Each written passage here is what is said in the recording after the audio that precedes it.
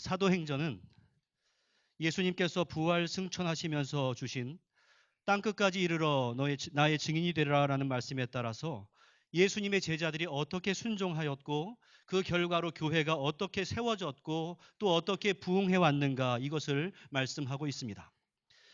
오늘 본문 앞까지 사도행전의 초반부를 살펴보면 교회의 부흥과 또 교회의 박해가 교차적으로 서술이 되어 있습니다. 오순절 성령 강림 이후에 예수님의 제자들은 밖으로 뛰쳐나가서 각기 다른 언어로 예수 그리스도의 복음을 전하기 시작했습니다. 그러자 사람들은 그 전도자들을 향해서 술에 취했다라고 조롱을 하기도 했습니다. 그러자 베드로가 11사도와 함께 서서 대중 앞에서 설교를 하는데 그 설교를 통해서 3,000명이나 세례를 받는 놀라운 역사가 일어났습니다. 그들은 바로 예루살렘 교회의 시작이 되었습니다. 또 베드로와 요한이 성전에 기도하러 올라가다가 성전 미문에서 구걸하던 걷지 못하는 사람을 나사렛 예수의 이름으로 걷게 하는 그러한 기적을 일으켰습니다. 그러자 그것을 신기하게 여겼던 많은 사람들이 그 주변에 몰려들게 되었고, 그 때를 놓치지 않고 베드로는 그들에게 복음을 전했습니다. 그런데 그 성전에서 예수 그리스도의 복음을 전한 것 때문에 베드로와 요한은 감옥에 갇히게 되었고, 또 공의회에서 재판을 받아서 너희들 다시는 예수의 이름으로 아무에게도 말하지도 말고 가르치지도 말아라, 이러한 경고를 받습니다. 그러나 그 베드로의 설교로 말미암아 5,000명이나 예수를 믿게 되는 놀라운 일이 벌어졌습니다. 그리고 예루살렘 교회는 성령 충만하여서 더욱더 담대하게 복음을 전하게 되었고, 성도들은 가난한 사람들을 위해서 자신들의 재산을 팔아서 구제하는 아름다운 공동체를 이루어갔습니다. 게다가 교회를 통해서 수많은 병자들과 귀신 들린 자들이 치유를 받게 됩니다. 또 그러자 유대 종교 지도자들은 그 마음 가운데 시기가 가득하여서, 왜냐하면 자신들이 가지고 있는 모든 기득권들이 그 사도에게 넘어가는 것이 두려워서 다시금 사도들을 옥에 잡아서 가두게 됩니다. 그리고 또다시 재판을 하고 이번에도 다시는 예수의 이름으로 전하지 말아라 라고 하는 명령과 함께 채찍질을 하고 풀어주었습니다. 그러나 사도들은 예수 때문에 고난받는 것을 즐거워하였고, 그들이 성전에 있든지 어디에 있었든지 예수는 그리스도라고 가르치고 전도하는 것을 그치지 않았습니다. 사랑하는 성도 여러분, 이처럼 사도행전의 초반부에 교회에 대한 박해와 또 교회에 대한 부흥을 반복적으로 또한 교차적으로 서술한 이유가 무엇이겠습니까? 그것은 어떠한 외부의 박해가 있다 할지라도 그것이 하나님의 교회, 거룩한 예수 그리스도의 교회에 전혀 영향을 주지 못했다라고 하는 것을 보여주시기 위함이었습니다. 교회와 사도들을 향한 외부의 박해는 교회가 하나님의 일을 감당하고 땅끝까지 복음을 전하는 일을 막지 못했습니다. 그런데 이제 오늘 본문에 기록이 되어 있는 사건은 전혀 양상이 다른 것이었습니다. 지금까지 교회에게 주어졌던 모든 문제들이 외부로부터 발생했던 문제라고 한다면 바로 이번에 생긴 문제는 교회 내부에서 생겼던 문제였습니다.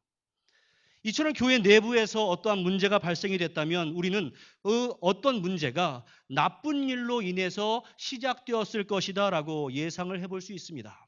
그러나 현실은 그러지 않았습니다. 우리 1절 말씀을 같이 읽어보겠습니다. 시작. 그때 제자가 더 많아졌는데 헬라파 유대인들이 자기의 과부들이 매일의 구제에 빠짐으로 히브리파 사람을 원망하니, 그 문제의 시작이 무엇입니까? 바로 구제의 문제였습니다. 예루살렘 교회는 여전히 당시 최고의 종교 기득권자들인 그 지도자들에 의해서 박해를 받고 있었습니다. 예수의 이름으로 전하지 말아라 라고 명령한 산헤드린 공의회의 명령을 2번이나 어겼고 계속해서 그 일을 진행하고 있었기 때문에 여전히 감시하에 있었습니다. 그러나 그러한 외적인 탄압은 교회를 전혀 흔들지 못했습니다. 그러나 교회 내의 구제라고 하는 문제는 성도들을 갈라놓는 이유가 되었습니다. 당시 이스라엘은 로마의 식민지였기 때문에 교회 내의 모든 성도들이 다 어려웠습니다. 그리고 교회 공동체도 아마 어려웠을 것입니다. 그것을 해소하기 위해서 성도들이 자신들의 재산을 구제에 사용하라고 내놓았고, 그러한 것이 교회의 아름다운 문화였습니다.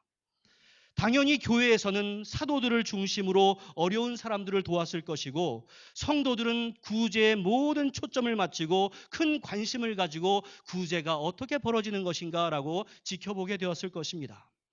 여러분, 한번 여쭤보겠습니다. 구제가 좋은 일입니까? 나쁜 일입니까? 구제는 참 좋은 일입니다. 그런데 바로 그 구제라고 하는 문제 때문에 사람들 사이에 불평이 생긴 겁니다. 구제가 공평하게 이루어지지 않는다라고 여기는 사람들이 이제 교회 공동체 가운데서 생겨나기 시작한 겁니다. 그 불평은 헬라파 유대인들에게서 나왔습니다. 헬라파 유대인들의 과부들이 자꾸 구제에서 누락이 된다라고 하는 이유였습니다. 그래서 그 불평을 히브리파 유대인들에게 했습니다. 여기서 헬라파 유대인과 히브리파 유대인들이라고 하는 그 용어를 좀 정리를 하고 넘어가야 할 것 같습니다. 우선 따라해 주십시오. 헬라파 유대인. 예, 헬라파 유대인은 예루살렘 밖에 살던 사람들이었습니다. 그들은 유럽이나 또 지금의 터키 같은 소아시아나 심지어 아프리카까지 흩어져서 살고 있었던 사람들이었는데, 어떠한 계기로든지 예수 그리스도의 복음을 듣게 되었고, 이제 예루살렘에 들어와서 신앙생활을 함께 하고 있는 사람들이었습니다. 신앙생활을 위해서 자신들의 삶의 거점을 떠나서 예루살렘에 들어와서 살고 있다라고 하는 것은 정말로 대단한 일이었습니다. 그만큼 스스로 우리는 신앙을 위해서 많은 희생을 하고 있어 이러한 생각을 하고 있었을 것입니다. 그리고 그러한 것은 그들의 자부심이 되었을 것입니다. 또한 히브리파 유대인들 따라해 주십시오. 히브리파 유대인. 이 히브리파 유대인들은 예루살렘 혹은 그 주변에서 태어나서 평생을 그곳에 살면서 예수를 믿게 된 유대인들입니다. 그러니까 그들은 토박이다라고 말할 수 있는 사람들이고, 예루살렘 교회의 다수를 차지하고 있었을 것이고, 그들은 스스로가 내가 바로 예루살렘 교회의 주류야라고 생각을 했을 가능성이 많이 있습니다.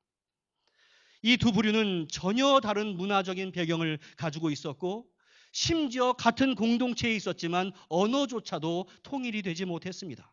그러나 다른 것은 다 제쳐두고 오직 예수 그리스도라고 하는 한 가지 이유 때문에 한 교회에서 주님을 섬기고 있었고, 한 교회에서 성찬을 하였고, 함께 예배를 드렸고, 함께 구제에 힘썼습니다. 그런데 그들은 같은 교회 안에 머물러 있기는 했지만 서로 간에 있어서 보이지 않는 어떠한 알력, 세력 간의 싸움이 좀 있었던 것 같습니다. 헬라파 유대인들은 토박이인 히브리파 유대인들에 비해서 우리가 자꾸 소외된다 이렇게 느끼고 있었던 것 같고, 히브리파 유대인들은 저 외부에서 온 사람들이 우리들의 교회에서의 위치를 흔들어 놓고 있다라고 여긴 것 같습니다. 이처럼 잠재되어 있는 어떠한 알력 싸움이 있는 상태였는데, 헬라파 유대인들이 이제 무엇인가 자신들의 불만을 교회에 드러낼 만한, 소위 말해서 건수가 생긴 것입니다. 그것은 자신들의 과부가 계속해서 구제에서 제외가 되고 있다라는 사실입니다. 실제로 그러한 일이 있었는지, 아니면 어떠한 문제를 일으키기 위해서 그러한 문제를 만들어냈는지, 아니면 구제는 잘 이루어지고 있는데 그 사실을 제대로 모르고 불만을 가지고 있었는지, 이것에 대해서 성경은 말씀하고 있지 않습니다. 초대교회 문제는 표면적으로는 바로 그 구제라고 하는 문제였지만, 그 내부에는 교회의 분열이라고 하는 더 심각한 문제가 있었습니다. 보통 일반적인 사람들은 본질은 여기에 있으면서 다른 것을 표현하는 사람들이 많이 있습니다. 그러나 사도들은 그들이 구제에 대해서 말은 하고 있지만 그 문제의 본질이 무엇인가를 분명히 파악할 수 있었습니다. 사도들은 그 분열보다 더 깊은 곳에 있는 문제를 꿰뚫어 볼 수 있는 능력이 있었습니다. 그것은 바로 그 예루살렘 교회의 본질이 흔들리고 있다라는 사실을 발견한 것입니다. 그것은 성도들의 마음에서 은혜가 떨어지고 있다라는 사실이었습니다. 성도들의 마음 가운데서 은혜가 떨어지니 입술로는 불평이 이어지게 되었고, 또 그 불평을 하게 되는 사람들이 서로 규합을 해서 상대방을 향해서 질책으로 이어지고, 또한 서로를 향한 질책은 예수 그리스도의 몸된 교회가 서로 지체로 이어지는 그 연결고리를 훼손시키고 있다라고 사도들은 그 교회의 상황을 진단했던 것입니다. 사도들이 의도했던 것은 아니라 할지라도 헬라파 유대인들 입장에서 구제에 대해서 섭섭해할 만한 일들이 있었을 것입니다. 그러나 교회 가운데서 은혜가 지속되고 있을 때는 그러한 서운한 일이 원망으로 이어지지 않습니다. 서로를 이해하려고 하고 정당한 절차를 통해서 해결해 나갑니다. 심지어 나보다 저 사람이 많이 받은 것에 대해서 용납하기도 합니다. 그리고 심지어 감사합니다. 그러나 그 교회 가운데서 은혜가 떨어지니까 원망으로 이어졌고 그것이 교회의 근본을 흔들어 놓는 아픈 상처로 이어지게 된 것입니다. 사랑하는 성도 여러분, 오늘날 우리도 마찬가지입니다. 신앙생활하는 가운데 분명히 서운할 만한 일이 있을 수 있습니다. 또 우리가 사람들이 모여 있는 곳인데 어떻게 그러한 일이 하나도 없기를 기대할 수 있겠습니까? 그러나 내 마음 가운데 은혜가 지배하고 있고 내 심령 가운데 은혜가 중심으로 살아 있을 때는 그것이 원망거리가 되지 아니하고 또한 그것이 시험거리로 이어지지 않습니다. 그러나 내 심령 가운데서 은혜가 떨어지면 사소한 것에도 섭섭이가 되고 그러한 섭섭한 마음을 정당화하기 위해서 이 사람 저 사람에게 말하기 시작하고 결국에는 세를 규합하고 그것으로 인해서 교회가 아파지게 됩니다. 또한 주류라고 생각하는 사람들은 기득권과 힘을 가지고 그들과 맞서려고 합니다. 그러한 과정 가운데서 자신의 은혜가 떨어진 것에 대해서는 인정하기는 싫고 때로는 심지어 자신의 상태에 대해서는 정확히 알지 못할 때가 있습니다. 자신이 문제인데 그것에 대해서 자꾸 외부적인 것에 대해서 문제가 있다라고 말을 하기 시작하는 겁니다. 그래서 내가 지금 하고 있는 행위와 내가 지금 하는 말은 정의를 이루기 위한 정당한 것이라고 스스로에 대해서 체면을 걸기 시작합니다. 사랑하는 성도 여러분, 혹시 우리가 교회 생활하는 가운데 어떠한 서운한 마음이 생기거든 설사 실제로 어떠한 문제가 있다 할지라도 가장 우선적으로 그 문제를 먼저 보는 것이 아니라 자기 자신을 먼저 볼 수 있기를 간절히 부탁을 드립니다. 내 심령 가운데 은혜가 떨어져서 그럴 가능성도 많이 있습니다. 이 상황을 파악한 사도들은 그 구제라고 하는 문제 자체에 집중하지 않습니다. 이 문제를 교회의 본질적인 중요한 문제다라고 인식을 했습니다. 그래서 12사도들은 모든 제자, 모든 성도들을 불러 모읍니다. 공동회의를 한 것입니다. 그리고 공개적으로 문제 해결을 합니다. 어떻게 해결을 했는가? 2절 말씀 우리 같이 읽습니다. 시작. 12사도가 모든 제자를 불러 이르되 우리가 하나님의 말씀을 제쳐놓고 접대를 일삼는 것이 마땅하지 아니하니. 여기서 접대라고 하는 말은 음식을 나눠주는 일, 구제를 뜻합니다. 먼저 사도들은 지도자인 자신들의 잘못에 대해서 시인합니다. 너희들 왜 그러느냐 하면서 성도들을 나무라지 않습니다. 바로 이러한 모든 일들은 우리 사도들 책임이다라고 스스로에 대해서 반성을 합니다. 이것은 헬라파 사람들이나 히브리파 사람들의 잘못 이전에 바로 우리 사도들의 잘못이다라고 말합니다. 사랑하는 성도 여러분, 바로 이것이 참된 신앙입니다. 사도들은 교인 간의 갈등과 교회 안의 분열의 조짐이 일어나는 것은 단지 구제를 잘하고 구제를 못하고 하는 행정적인 문제가 아니라는 것을 알게 되었습니다. 마땅히 말씀과 기도에 전력을 다해야 하는 그 사도 자신들이 교회 행정에 너무 치우쳐 있다라고 하는 사실을 깨닫게 된 것입니다. 그 결과 사도들이 말씀과 기도에 전념하지 않으니까 성도들마저도 기도와 말씀에 집중하지 않고 있다는 것을 알게 되었고 그것으로 말미암아 은혜가 떨어지고 있다는 것을 발견한 것입니다. 그래서 사도들은 지혜로운 해결책을 모색하는데 그것이 바로 3절과 4절입니다. 형제들아, 너희 가운데서 성령과 지혜가 충만하여 칭찬받는 사람 7을 택하라. 우리가 이 일을 그들에게 맡기고 우리는 오로지 기도하는 일과 말씀 사역에 힘쓰리라 하니. 할렐루야. 해결 방법의 첫 번째는 자신들이 감당하고 있는 여러 가지 사역들을 분담하고 또한 위임하는 것이었습니다. 말씀을 가르치고 기도하는 그 영적인 중심을 잡는 사역은 우리 사도들이 감당하겠지만 구제와 같은 교회 행정적인 사역은 바로 성도들이 감당하십시오라고 그러한 일들을 위임한 것입니다. 이미 이스라엘 백성들은 광야에서 유사한 경험을 한 적이 있습니다. 출애굽한 이스라엘 백성들에게 모세는 절대적인 리더십의 소유자였습니다. 그래서 이스라엘 백성들은 자신들 사이에서 발생한 모든 문제들을 다 모세에게 가지고 왔습니다. 또 모세는 그 공동체의 리더로서 책임감을 가지고 스스로 모든 일을 해결하기 위해서 얼마나 열심히 일을 했는지 모릅니다. 그러나 그 이스라엘 백성 200만 명의 사람들의 모든 일이 모세에게 집중이 되다 보니까 모세도 지치고 자꾸 소외되는 사람이 생기기 시작했습니다. 그래서 모세는 장인 이드로의 조언에 따라서 백성들의 대표자 50부장 혹은 100부장을 세워서 많은 일들을 그들과 나눠줬던 적이 있습니다. 그런 전례에 따라서 사도들도 자신들의 사역을, 그 구제하는 사역을 성도들에게 맡기게 됩니다. 지금까지 사도들만 중심이 돼서 해왔던 그 모든 교회 사역을 다른 제자들과 함께 나누기 시작한 것입니다. 그래서 교회 안에서 평신도 일꾼을 세우는 시작이 되었습니다. 여러분들, 이러한 원리는 우리도 마찬가지입니다. 교회는 모든 성도들이 함께 만들어 가는 것입니다. 믿으십니까? 따라해 주십시오. 교회는 우리가 함께 만드는 것이다. 우리가 목회하다 보면 성도들 사이에서 교회가 이런 거 해줘야지, 교회가 이래야지라고 말할 때가 있습니다. 하지만 여러분들, 그것은 잘못된 말입니다. 교회는 바로 나입니다. 교회가 이래야지 한다면 내가 그것을 해야 하는 것이고, 교회가 이러한 방향으로 나가야 한다는 것은 바로 내가 그러한 방향으로 살아가야 한다는 것을 뜻합니다. 마치 교회를 저 삼자로 두고 나는 별개의 것으로 생각하는 분들은 교회가 무엇인가에 대해서 잘 알지 못하는 분들의 말입니다. 그런데 지나치게 많은 것이 목회자들에게 집중이 되어 있는 것이 오늘날 교회의 현실입니다. 특별히 우리 한국교회 정서가 그렇습니다.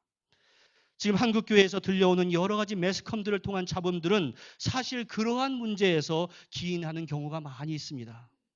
한 사람에게, 그리고 소수의 사람에게 모든 판단과 집행이 집중되어 있을 때는 실수할 수 있는 우려가 많이 있습니다. 그 사람이 아무리 뛰어나고 아무리 사심이 없는 사람이라 할지라도 경험의 한계와 지식의 한계, 그리고 물리적인 한계가 있기 때문에 그럴 수밖에 없습니다. 그것을 잘 알고 있었던 사도들은 대부분의 일을 성도들에게 위임합니다. 그러나 위임하지 못하는 한 가지 영역이 있었는데 그것은 바로 영적인 문제, 말씀과 기도에 힘쓰는 것이었습니다.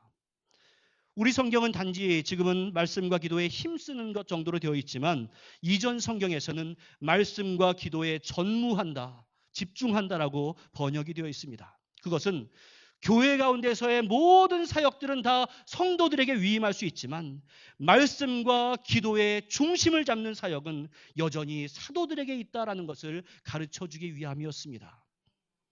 사도들이 그런 선포를 하자 온 무리가 기뻐했습니다.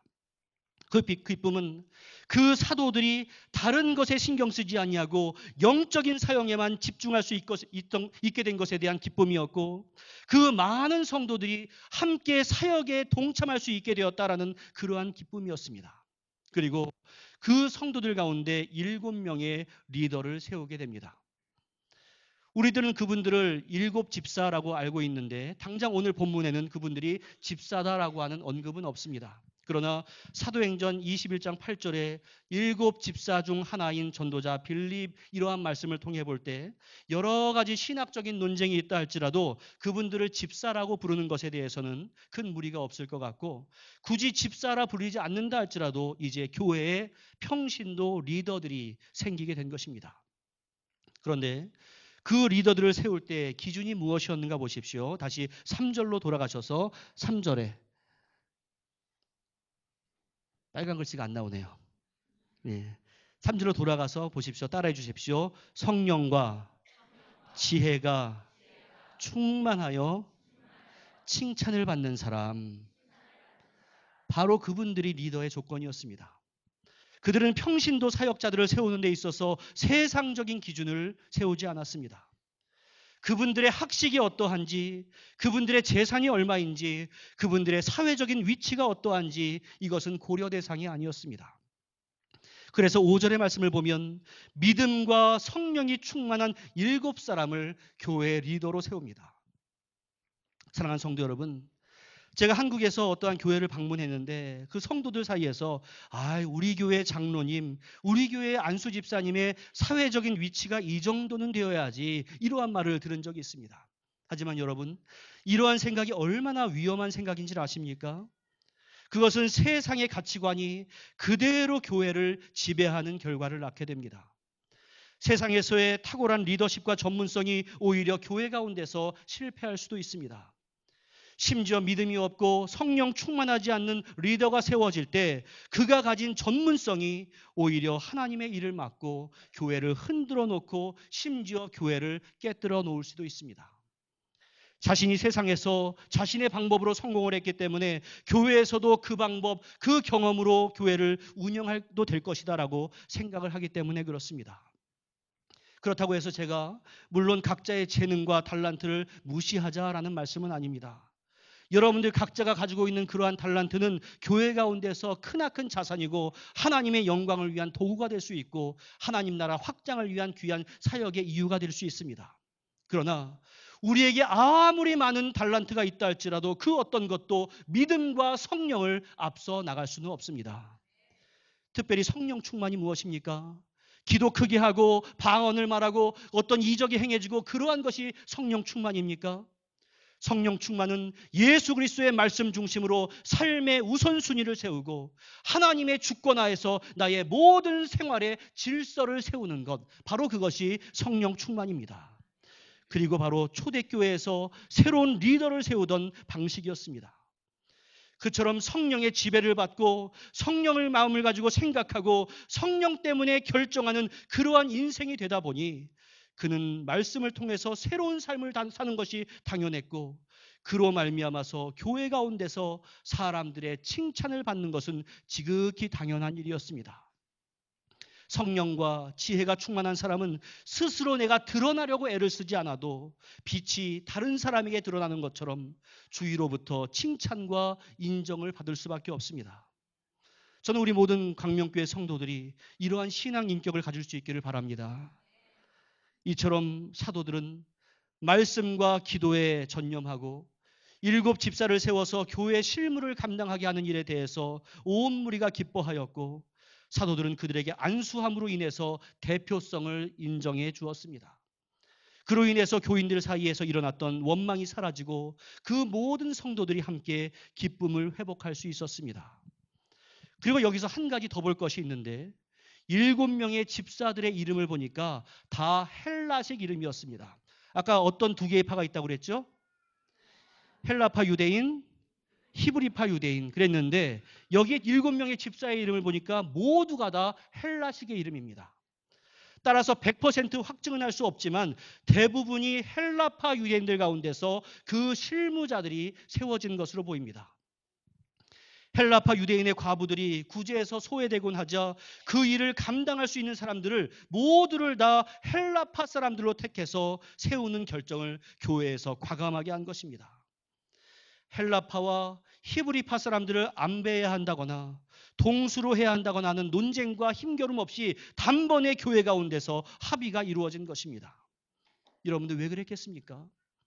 우선은 헬라파 과부들의 처지는 헬라파 사람들이 더 잘 알고 있으니 여러분들이 그 일을 감당하는 것이 좋겠습니다라는 그러한 결정을 내렸을 겁니다. 그리고 또 다른 하나는 히브리파 유대인들이 이미 자신들이 가지고 있었던 기득권을 그동안 소외되었다라고 여겨지는 사람들에게 모두 다 이양을 함으로써 교회는 계산으로 운영되는 것이 아니라 더욱 낮아지고 더욱더 겸손함으로 운영되는 것이다라는 것을 몸소 실천해서 보여주었습니다. 그러한 결정에 따라서 헬라파 유대인들이 얼마나 감동하고 더욱더 성실하게 그 모든 일들을 감당했겠습니까? 이렇게 사도들과 예루살렘 교회들이 합력하여서 내부에서 오는 이 시험을 이겨냈을 때 하나님께서는 예루살렘 교회에 더욱더 놀라운 복을 내려주셨는데 7절의 말씀을 우리가 이전보다 한 번 더 큰 목소리로 같이 읽어보겠습니다. 시작. 하나님의 말씀이 점점 왕성하여 예루살렘에 있는 제자의 수가 더 심히 많아지고 허다한 제사장의 무리도 이 도에 복종하니라. 허다함부터 다시 한번 읽어보실래요? 시작. 허다한 제사장의 무리도 이 도에 복종하니라. 성경 가지고 계신 분들은 여기다가 밑줄을 쫙 그어 놓으셔도 괜찮습니다. 사도들이 말씀과 기도에 전념하자 하나님의 말씀이 점점 왕성해져서 제자들의 수가 많아졌는데 특별히 주목할 것은 제사장의 무리조차도 이 도에 복음에 복종하니라 라고 하는 말씀입니다. 지금까지 교회를 박해하는 중심에 있었던 유대교의 최상위에 있었던 그 제사장의 무리들까지 주님을 영접하고 교회의 구성원이 되었는 놀라운 사회적인 변혁이 이제 예루살렘 땅에서 벌어지기 시작한 겁니다. 그저 교회 안에서만 움직이고 있었던 그 복음이 교회 밖을 넘어서서 당시의 제사장 영역까지도 넘어섰다라고 하는 것이 바로 이 말씀입니다. 제사장들은 절기와 제사 때 또 축제 기간에 대제사장을 도와서 제사를 드리는 사람인데 바로 이러한 사람이 복음을 받아들였다라고 하는 것은 도무지 믿을 수 없는 사람이 예수를 믿게 되었다라는 뜻입니다. 그러한 제사장의 영역조차도 예수를 영접하고 교회의 구성원이 되는 기적 같은 일이 예루살렘에서 벌어졌습니다. 사랑하는 성도 여러분, 예루살렘 교회는 위기를 기회로 만들 수 있는 교회였습니다. 수많은 외부의 공격에도 오히려 부응할 수 있는 교회였습니다. 원망에서 비롯된 내부의 분열의 위기도 오히려 복음이 더욱더 흥왕하게 되는 기회가 되었습니다. 그 근본은 무엇입니까? 우선 사도들의 영성이 바로 설 수 있도록 말씀과 기도에 전무할 수 있는 분위기를 모든 성도들이 동의해주고 함께 기뻐해준 것이었습니다. 그리고 모든 사무행정의 평신도들이 동역자가 되어서 함께 교회를 세워나가는 것을 기뻐했기 때문에 그렇습니다. 그리고 근본적으로는 그 예루살렘 교회의 사도들이나 성도들이 성령 충만을 가장 교회의 기본으로 삼았기 때문에 그렇습니다. 사랑하는 성도 여러분, 의 강명교회에서 현재 담임 목사의 부재는 앞으로 있을 일이 아니라 이미 발생한 현안의 문제입니다. 이제 해야 할 일은 왜 그런 일이 발생했는가에 대해서 따지는 것이 아니라 앞으로 우리가 어떻게 해나갈 것인가에 대해서 기도하며 논의하는 것이 중요합니다. 새롭게 이제 담임 목사를 청빙해야 하는 모든 과정들이 있습니다. 여러분들 물어보겠습니다. 담임 목사를 청빙하는 것이 좋은 일입니까? 나쁜 일입니까? 좋은 일입니다. 가장 귀하고 거룩하고 정당하고 심지어 아름다운 과정이 되어야 합니다. 그러나 여러분들 분명히 말씀드리지만 그러한 일에 있어서 여러분들 한 분 한 분이 정신 바짝 차리지 않으면 바로 그 가운데 사탄의 역사가 일어날 것이고 성도들의 마음이 나뉠 가능성이 얼마나 많이 있는지 모릅니다. 제가 부족하지만 임시 당회장으로 파송을 받게 되고 한국에 있는 여러 어른 목사님들에게 의논을 하고 또 절차에 대해서도 물어보고 또한 어떤 문제점이 있는가에 대해서도 조언을 들었습니다. 저를 사랑하는 대부분의 목사님은 왜 맡았어? 이거였습니다. 예. 그만큼 어려운 일이기 때문에 그렇습니다. 그러니까 여러분들 저도 다른 교회 하면 제 교회에서는 그 교회 대표 아니겠습니까? 그러니까 앞으로 모든 진행하는 과정이나 공동의 과정 가운데서 저를 정중하게 대해 주시기를 부탁을 드립니다. 저도 여러분들을 정중하게 대해야 될 것이고 더 중요한 것은 여러분들 서로 간의 회의 진행에 있어서 정중하게 하시기를 부탁을 드립니다. 대부분의 교회들이 담임 목사 청빙하는데 1년 걸렸다, 2년 걸렸다, 허다합니다. 그러고 싶으십니까? 여러분들 빨리 해야 합니다. 빨리 하는 것도 중요하지만 좋은 분이 올 수 있도록 우리가 마음을 모아야 합니다. 제가 오늘 설교의 중심을 이 본문의 내용은 많은 곳에 있어서는 어떤 기준으로 선발하느냐가 초점이지만 제가 드리고 싶은 말씀의 핵심은 교회는 본질로 돌아가자 이것입니다.